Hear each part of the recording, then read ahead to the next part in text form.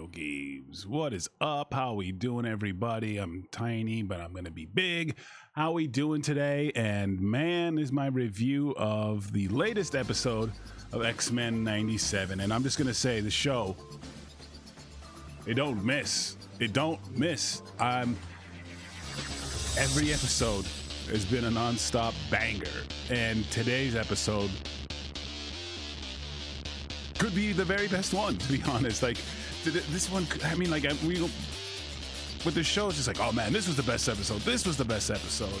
And the thing about this show is the writing, the dialogue, the interactions are top tier. There's some of the best in like animation. Like the show right now is, you know, of course, like the animation of God dang it, that League of Legends show. That's, Jesus Christ, that animation's good. But the dialogue in that show is amazing, and the dialogue in Xmen 97 is fantastic. Now, first thing is first. I gotta laugh, but the thing is, Gambit's brothers look like Max, but 30 years ago, they predicted that that's what Max would look like. So if you look at the old show, you'll see it, but I couldn't help but it was a somber moment. There's spoilers. We're reviewing the episode, so. But during the funeral, then you see sad Max. I was like, I was okay, all right. I had to laugh. I'm just seeing my buddy Max looking sad. So that first thing first, I had to like stop. I had to pause, and I'm like, okay, let's start over again. Well, because that funeral scene was incredible. It's incredible. Why could a funeral scene be incredible?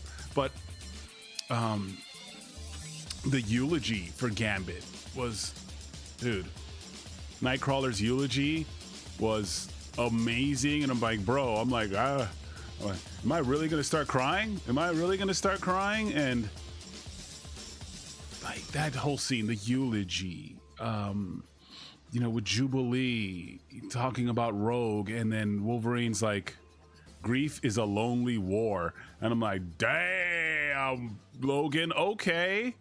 And, you know, he knows. And geez, just that scene was just like, wow, yeah. And then cut to, you know, Rogue having a war in the middle like of her own war. And, you know, they talked about how people handle grief differently. And yeah, she's like, oh hell no, I need to find out now. And just that eulogy again, like with him talking about how Gambit lived his life, and like, you know, he was, you know, a criminal, and he was kind of lived life by the cards, right? Like, you know, hey, that's just the way the cards are dealt. And it was, man, I'm like, it hit. And then the show just doesn't miss. That episode was great. And then we cut to Rogue going off, and I'm telling you, when she did that dive kick, I was like, oh that dive kick was hard, dude. I'm like, oh my goodness, dude, that was fire. And I use Rogue. Rogue is one of my mains in Marvel 2. Rogue is just a lot of fun in Marvel 2. And now that's what we're gonna play today. We're gonna play. I stream on Twitch, by the way. I'm pretty sure you know. Hopefully you know. But I'm gonna play some Marvel 2, and I'm gonna play with my girl Rogue. That's a good idea, Kenny. Thanks, Kenny. You're the greatest. Anyways, back to the review.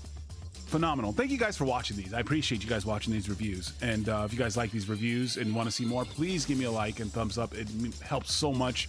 It really sets the algorithm off so people can see this with other reviews. Because then people are like, hey, look, that's Kenny. It would mean a lot, and I appreciate it. But back to the whole thing, like Rogue just had so many great lines, and it's like, I thought you guys were supposed to be the good ones, and I'm like, well, y'all killed the good ones, and all you got is me left. I'm like, damn. Like broken in the facility that's like supposed to withstand the Hulk. Ah, man. And I have a friend who's like, I don't want to see the worlds come together, right? And I'm like, hell no, I want to see it. We get to see General Ross, but that's not even all we get to see. We get to see Captain America and the Shield, and I'm like, give it to me, put it in my veins, because this is just giving me some Marvel versus Capcom vibes, except just we have no Capcom, but like Captain America looks just like he does in Marvel versus Capcom, and I'm like, give it to me. And I think it makes it even better, like when you have like Captain America, right? Like he's this guy, I should call him the world's like #1 cop or top cop or something like that, but I think it even makes it better. Let's say we have someone like Captain America, right? And now he feels the plight of the mutants, but then it's like, well, do you stand with mutants, right? You're Captain America. Are you Captain America for all Americans, you know? But yeah, but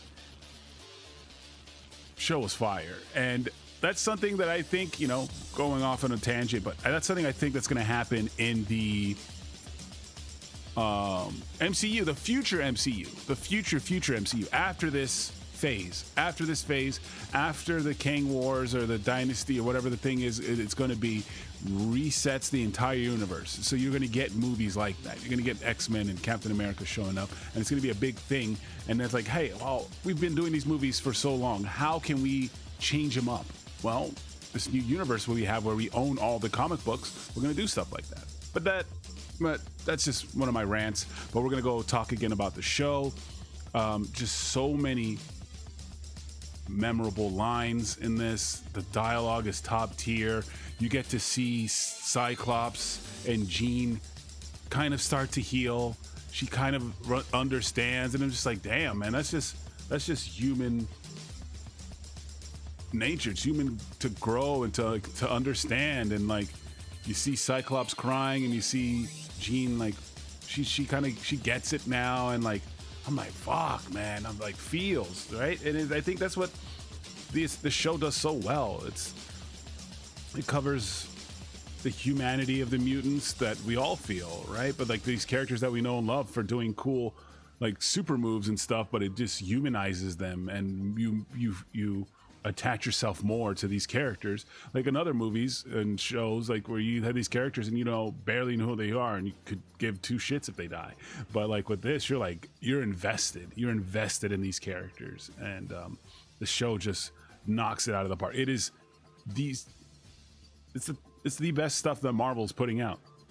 It's like, you know, the movies are gonna have a tough act to follow, but yeah, like that dialogue, and it's good. I watched the episode twice, and yeah, like what else can I say? Like that's just top tier.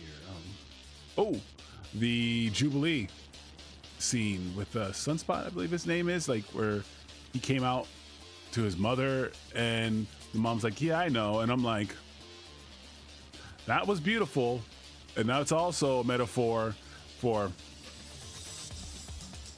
you know what, and that's, as a parent, that's how you should handle it. That way right there. That way I'm like, it was beautiful. And I know that meant a lot to a lot of people. No, because like, no, it's not mutants, but it could have mimicked like something else, right? But, you know, coming out.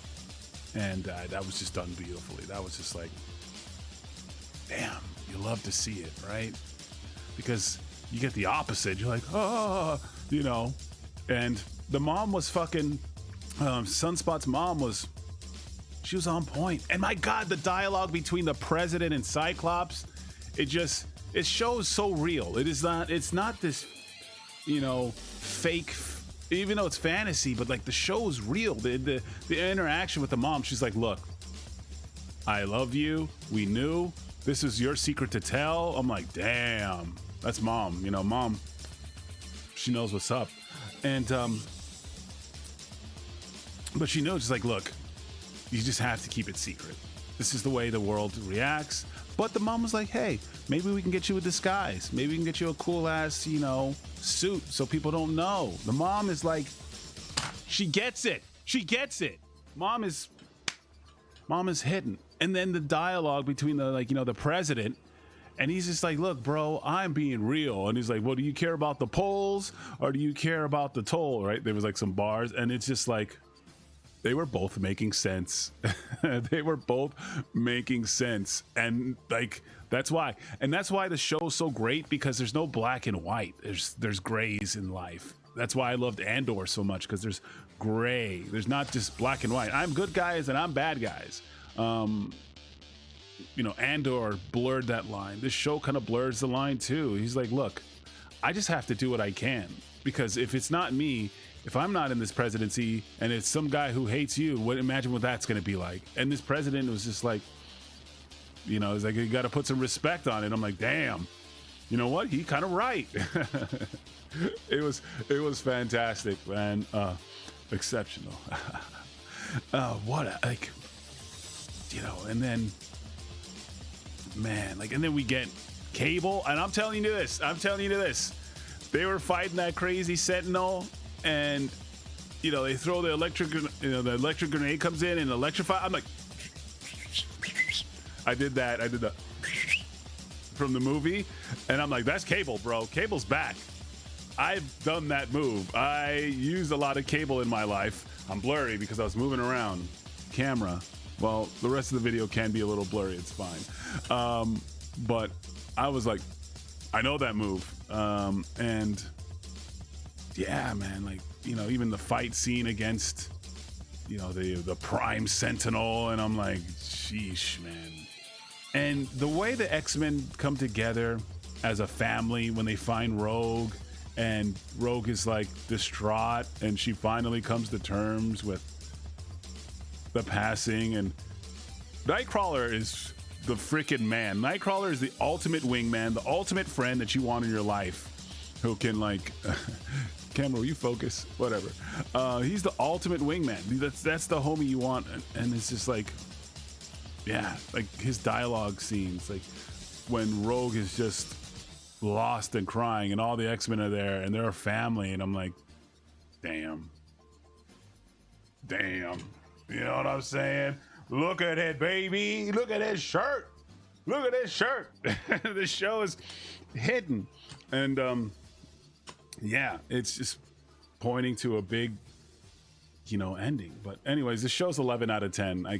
I can't even, like, it's like, maybe, you know, like, yeah, right? Like, some episodes are like so good, like, well, how can it get better? And it just gets better, and supposedly it's supposed to get even heavier and heavier. But anyways, guys, that has been my review for X-Men 97. It was an absolute banger. I love this show. On Disney, you're probably not going to watch this, but I don't know what happened to your main writer, to the director, the guy that fired. I don't know.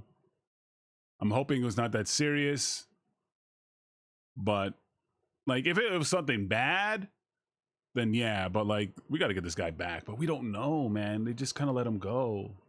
Like, if he was selling feet pics on OnlyFans, like, whatever. Like, but the writer and the direct, like the team behind the show's phenomenal, man. Like, and I hope he gets to come back. I don't know, unless it was like some really wild stuff, but you know, we don't know about it. I don't know. Just my last minute rant before I end this video, because yeah, dude, it shows phenomenal. But anyways, guys, thank you guys so much for watching. Again, if you could go ahead and please like and subscribe if you haven't. It helps me out immensely. I'm going to be doing more stuff like this. A lot of these videos have been doing great. We've been getting good likes, and yeah, we can keep these going. And I love the discussion below, so comment, let me know what you think. All right, peace.